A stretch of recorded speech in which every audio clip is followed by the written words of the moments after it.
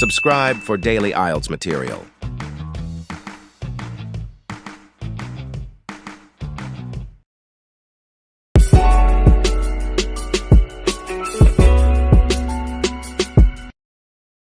The test is in 4-part, Part 1, Part 2, Part 3, and Part 4. Now look at Part 1.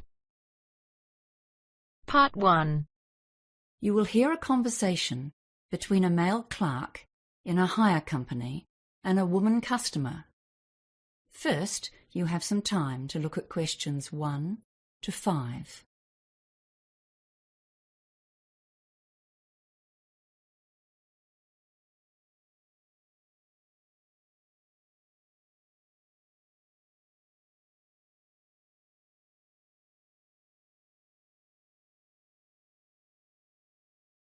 Now we shall begin. You should answer the questions as you listen, because you will not hear the recording a second time.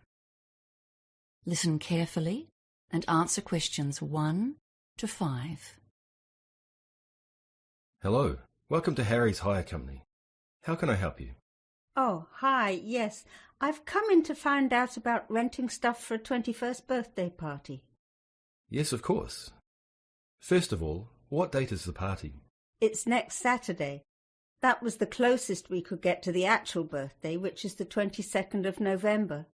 Gosh, it's hard to believe it was 21 years ago. Seems like yesterday. So the 18th of November? No, sorry. I meant the following Saturday, the 25th.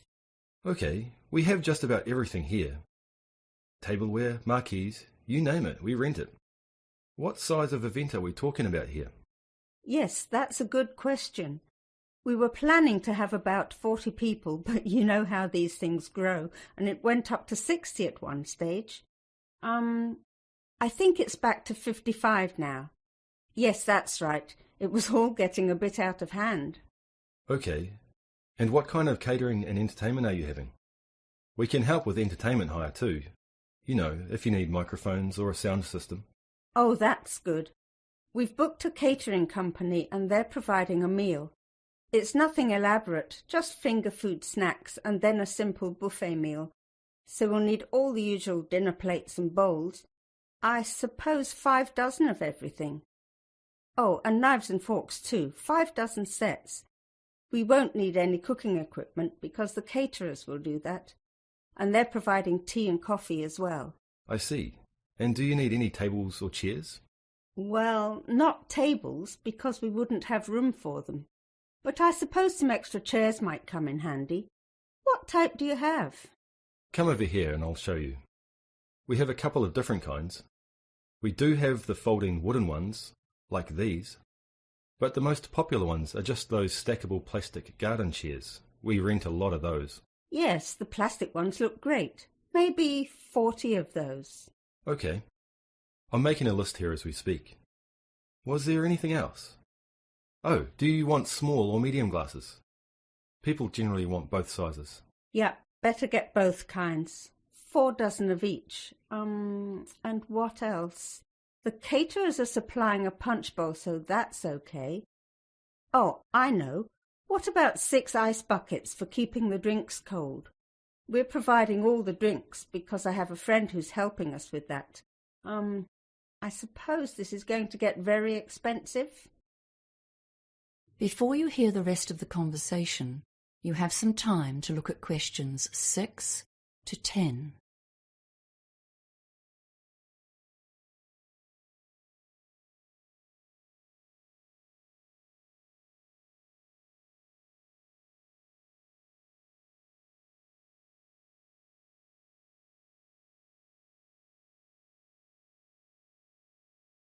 Now listen and answer questions 6 to 10. Well, let's talk about our packages and rental deals. Firstly, what day do you want to collect the equipment? Oh, I'm not sure. Does that make a difference to the price? Well, the weekend package deal is to pick up after 5 p.m. on Friday and drop off before 10 a.m. on Monday. That will be $1,600 plus tax.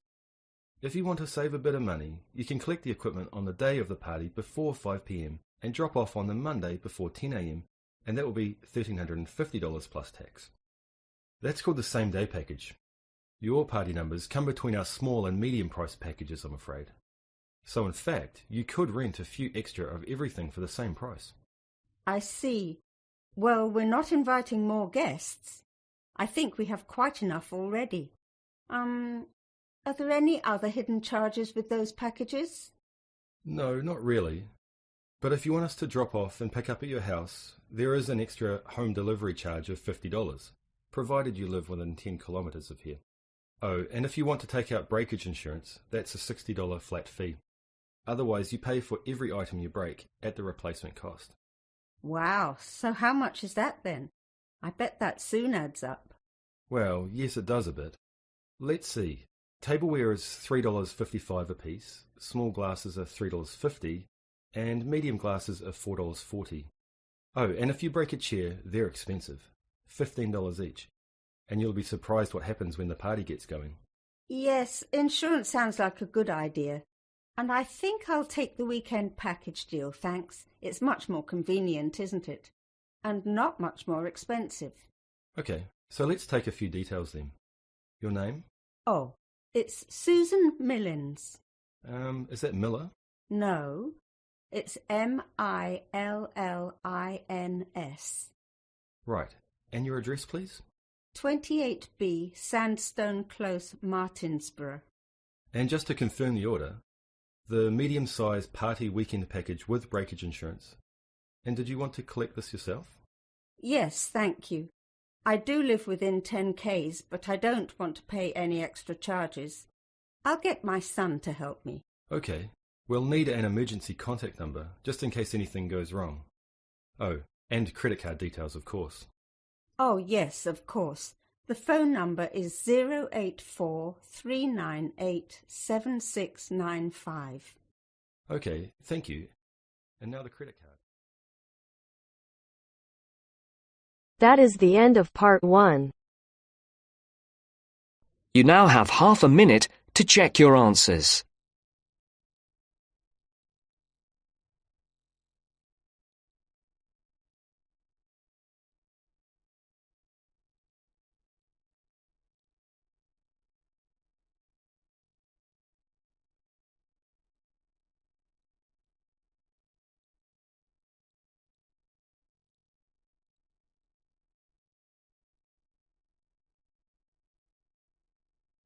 Now turns to part 2. Part 2. You will hear a receptionist, Doreen, talking to a group of parents about the Daisy Daycare Centre. First, you have time to look at questions 11 to 17.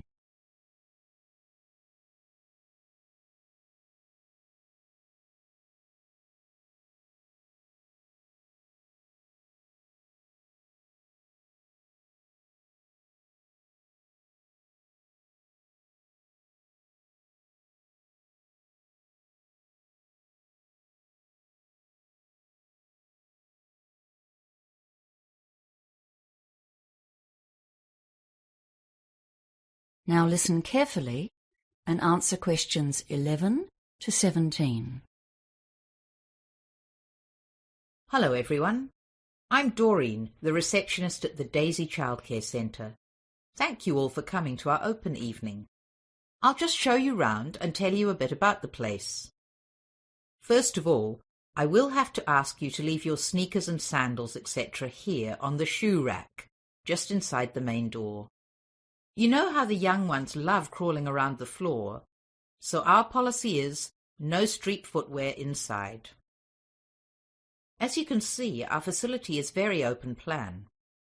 There are lots of different activity areas, and we like to have pretty good visibility throughout the centre. This central area to the left is where we all gather for stories, songs, and some games. That's why the big circular carpet is there. Everyone comes to sit there 2 or 3 times a day. I can see some of you looking at our TV. Some parents worry that we might just dump the kids there to watch rubbish all day. But of course that's not the case. In fact, we only use it occasionally. For example, we use it if we have a story on a DVD. and then we get the kids to do a bit of acting based on that. That bookcase there beside the TV gets a lot of use, though. Some of the older kids choose to sit and read or look at picture books in their free time, but we never allow them unsupervised TV. If you look along the wall on the far side of the little gate leading into the main room, you can see our kitchen play area. It has lots of utensils, pots and pans. And that cupboard closer to the corner is the dress-up cupboard. That's a very popular area, with the boys as well as the girls. You'd be surprised how much the boys get into acting and make-believe. Now over here, opposite the gate and behind the big lunch table, are the sinks and the painting area, and then the doors to the outside. To the right of those outside doors, you can see hooks and little cubby holes on the wall for coats, bags, and outdoor shoes. The children can keep slippers in there, but most of them run around indoors in their socks or bare feet. If you can bear it, I think we should pop out into the cold for a moment to have a look round outdoors. We'll just stay under the veranda. The sandpit is over there at the far left of the outside area, and that box next to it is storage space for buckets and spades, and lots of trucks and diggers to push around or even ride on. The slide beside that is popular, and so are the 3 climbing walls over by the fence. Some parents think that's a bit adventurous for preschoolers, but the older ones love them. The ground is covered with bark, so it's not a harsh surface when they do fall. The ordinary swings and a tire swing are here in front, where we can keep an eye on everyone, and then the chickens are way over on the far right, so they can have a bit of peace and quiet occasionally. Okay, so let's go back inside, and I can talk about our rules and policies. Before you hear the rest of the talk, you have some time to look at questions 18 to 20.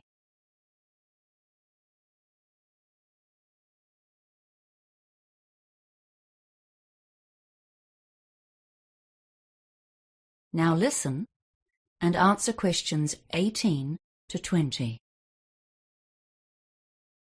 As you probably already know, the government sets limits on adult-child ratios, but we try to improve on those wherever we can. There are different ratios for under and over 2-year-olds.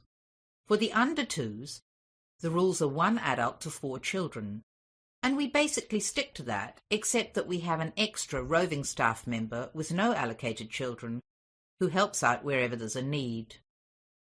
The older kids have a 1 to 8 ratio, and again we try to have an extra staff member on site. All of our staff are fully qualified, but we do have trainees from the local polytech at certain times of year. We do have pretty strict rules about pick-up times here. It's a real problem if parents are late, and we end up with far too many kids for the number of staff. So we ask you to be very punctual about collecting your children. We have had to ask a couple of consistently late parents to leave, but of course this is only a last resort. We have quite a long waiting list here, especially for the over 2s, but you're welcome to put your name down. The average lead time is usually about 9 months, but sometimes we get unexpected vacancies.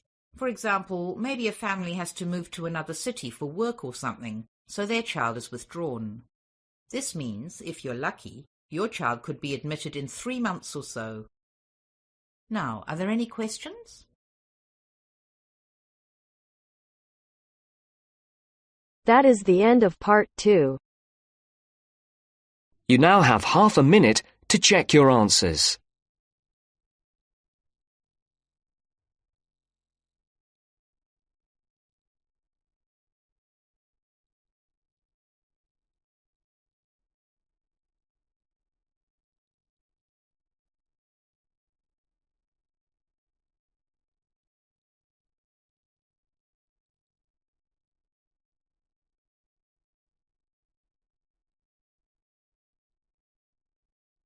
Now turns to part 3. Part 3. You will hear a conversation between a tutor and 2 students who are preparing for an English literature test. First, you have some time to look at questions 21 to 24.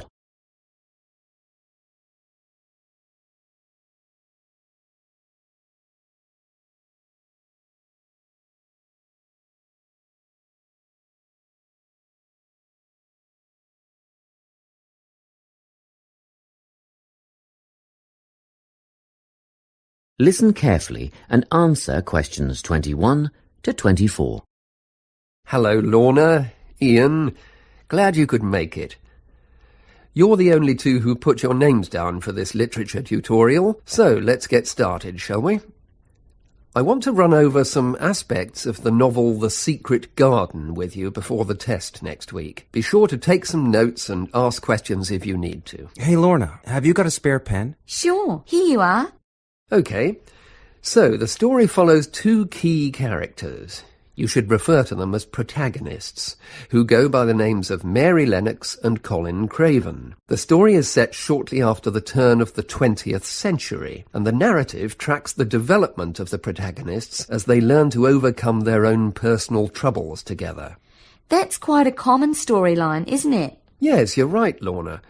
So what can you tell me about the character of Mary? Well, in the beginning, she is an angry, rude child who is orphaned after a cholera outbreak and forced to leave India and move to the United Kingdom to her uncle's house in Yorkshire. That's right. And there she meets Colin, who spends his days in an isolated room, believing himself to be permanently crippled, with no hope of ever gaining the ability to walk. The two strike up a friendship, and gradually learn, by encouraging each other, that they can both become healthy, happy and fulfilled in life. Will we need to remember a lot of these details for the exam? Just the basic outline. Examiners don't want to read a plot summary. They know what the book is about. Focus on narrative techniques instead, such as point of view. What's that mean? It's all about how we see the story. This story, for example, is written from the perspective of what is called an omniscient narrator. Omniscient means all-knowing. So, as readers, we get to see how all the characters feel about things, what they like and don't like, and what their motivations are in the story. Before you hear the rest of the conversation, you have some time to look at questions 25 to 30.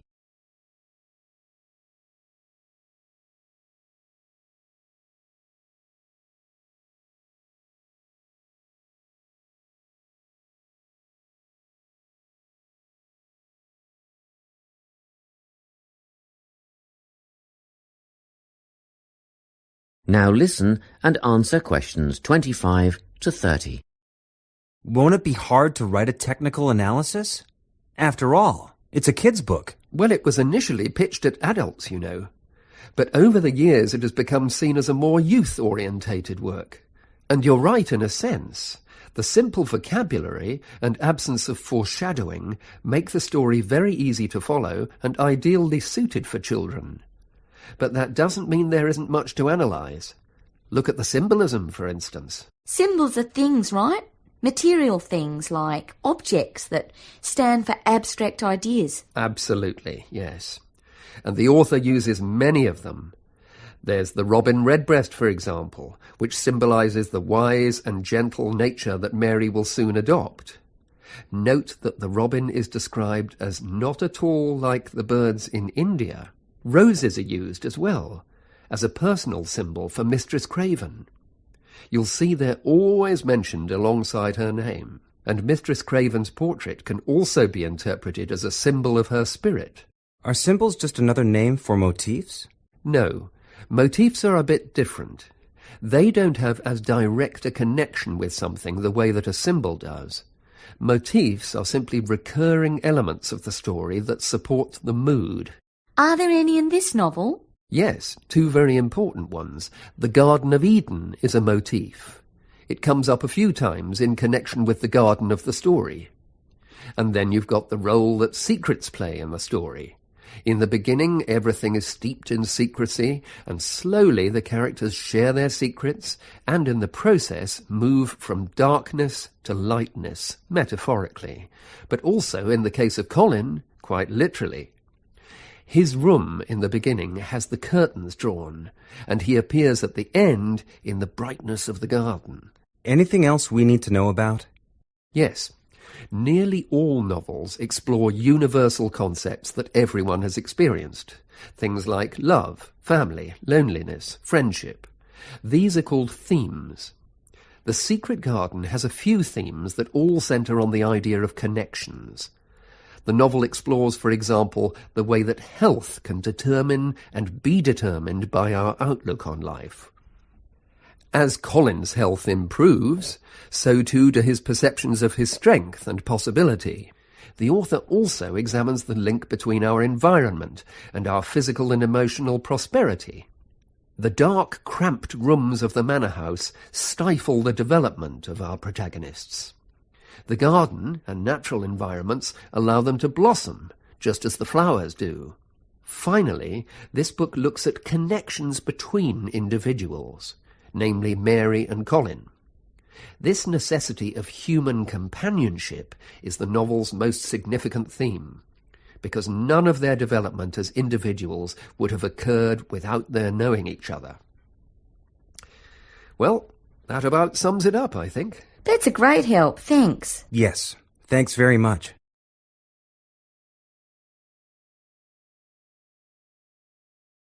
That is the end of part 3. You now have half a minute to check your answers.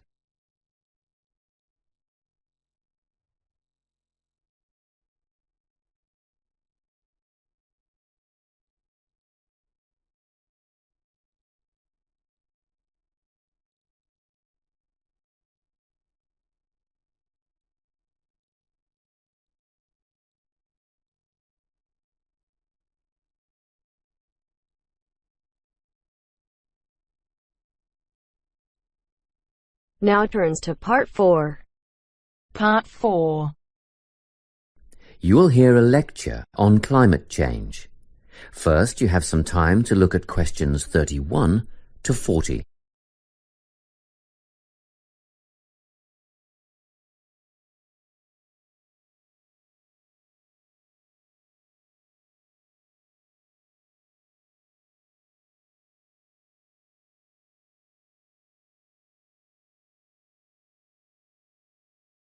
Listen carefully and answer questions 31 to 40. This lecture in environmental studies is on the topic of human influence on climate change. First, I'll outline some of the factors affecting climate, then go on to discuss what has already occurred, and finish up by speculating on the effects. Previously, we've covered how factors such as ocean currents and prevailing winds affect climate change naturally. However, the influence of human activity on climate is what I'll talk about today. At first, the effect on the climate was relatively small. Trees were cut down to provide fuel for fires, and, as we know, trees absorb carbon dioxide and produce oxygen, so the amount of carbon dioxide in the atmosphere would have increased, but not noticeably. So, in what ways has human activity really impacted on the climate? A major contributor was the advent of the Industrial Revolution at the end of the 18th century, combined with the invention of the combustion engine. In addition, Earth's burgeoning population has had a marked effect on climate. The first two factors saw increased amounts of carbon dioxide being released into the atmosphere from the burning of fossil fuels, such as coal and oil.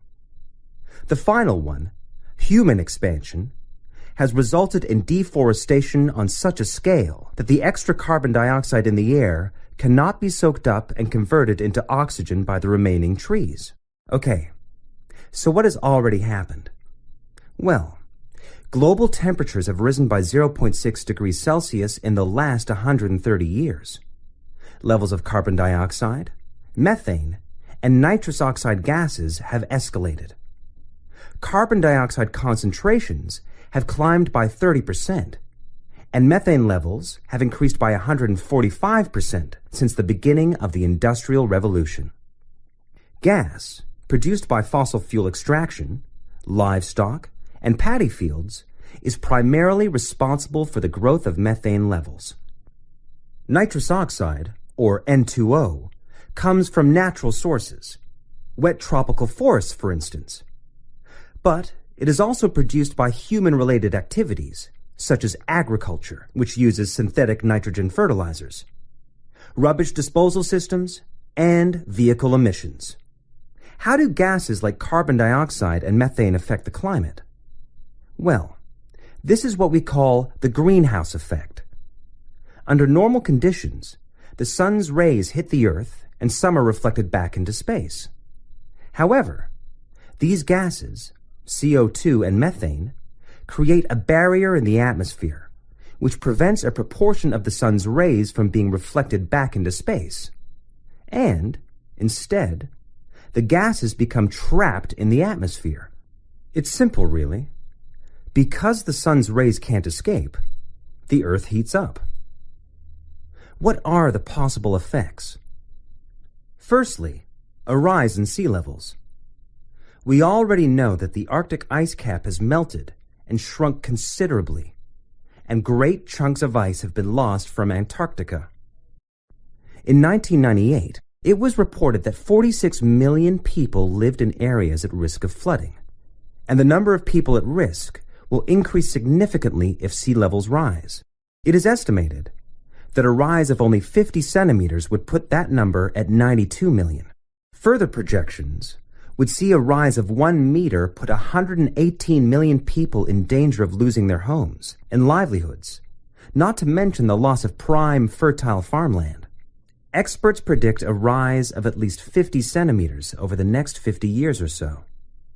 Secondly, there would be a modification of vegetation zones, with changes in the boundaries between grassland, shrubland, forest, and desert.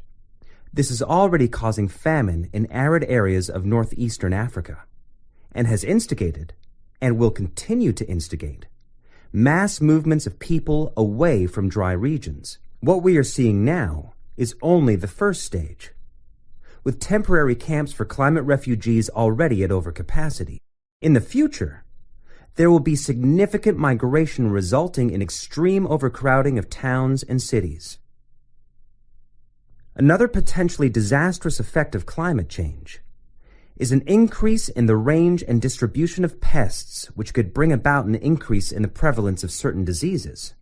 If we think of the malaria-carrying mosquito, for example, which thrives in warmer regions, at the moment, about 45% of the world's population is exposed to malaria.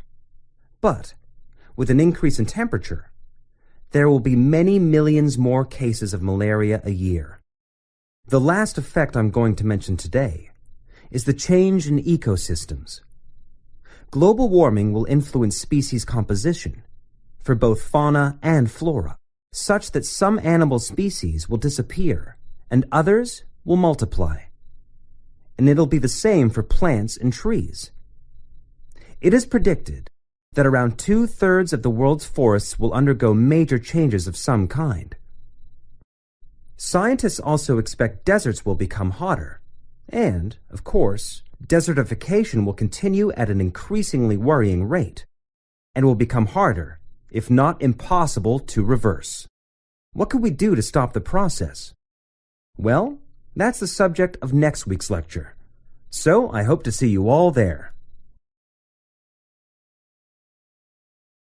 That is the end of part 4. You now have half a minute to check your answers.